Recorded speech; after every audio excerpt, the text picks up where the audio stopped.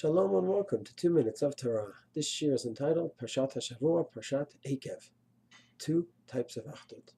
We see a very interesting expression several times in this week's Parsha, and another time in etc.there, Yom Hakahal. What does it mean, Yom Hakahal, the day of the Kahal? It refers to the day that we received the Torah at Sinai. And it's referred to as Yom Hakahal, one Kahal. Because we all know the expression Echad B'laiv Echad. There's tremendous Achdut at the time of Kabalat Hatorah. Baruch Hashem, we've been feeling that way in the the last few months, unfortunately for tragic reasons. After the 3 young tzaddikim were kidnapped and killed, and then the war in Gaza, there's tremendous unity in the nation. And people are hoping that somehow it's going to continue. I think it's important to define 2 types of Achdut. What I call a natural organic Achdut and an earned Achdut. Let's give an example. A young couple is going out and they are, quote, in love with each other, whatever that term may mean. We'll discuss that another time. And they cannot wait to get married. The fact is, there's just a natural connection and longing to another. They want to be with each other day and night. And the fact is that after they get married, that Achdut, that love, that connection, Mitzvah Hashem will only grow stronger, but there's a very, very good chance that it's going to require a lot of work.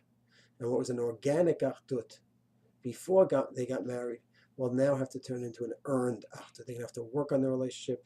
They're going to have to discuss their differences, their disagreements, whether it's about how they manage their money, how they keep their house, how they raise their children, Mitzvah Hashem. There's going to be differences. They're going to have to work on those differences. They're going to have to earn the Achdut, as opposed to that period, that magical, quote, period before, and was really a fantasy Achdut, whatever you want to call it. It came organically, but it was not a permanent one in any way. And there's a transition from a organic Achdut that occurs at different times in one's life to an earned Achdut. So too with the nation. There are certain events that bring us together. Sinai brought us together. It was a natural, organic Achdut. Afterwards, we had trouble with each other, arguments with Moshe. We needed to earn the Achdut. So too, the 3 young tzaddikim kidnapped and killed. We were all together as a nation. The event just brought us together. And then that was followed, of course, by the war, which brought us together as well. It was an organic, natural Achdut that occurred for that time. With these 2 events apparently behind us now, I think we'd be naive to assume that the Achdut will just remain on its own.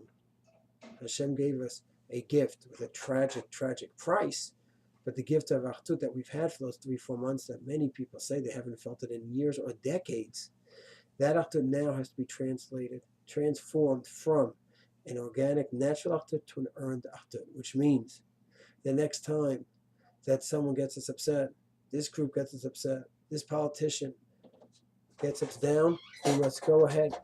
We must go ahead and realize, I will not get back into my pattern. I'm not going to get into name calling. I might disagree. I might think it's wrong. I think he has a wrong approach, but he's not a kofar, not a bikoris, he's not a son of Yisrael. I am not going to get back into the pattern. But I'm going to have to earn it. I'm going to have to work with the other side. I have to respectfully agree and disagree with the other side, but without this sin'ah. And Mitzvah Hashem, we had for those few months that natural, organic Achdut. Hashem should give us the siyata d'shmaya and the chachma and the bina dat to transform it into an earned and permanent Achdut. Shalom.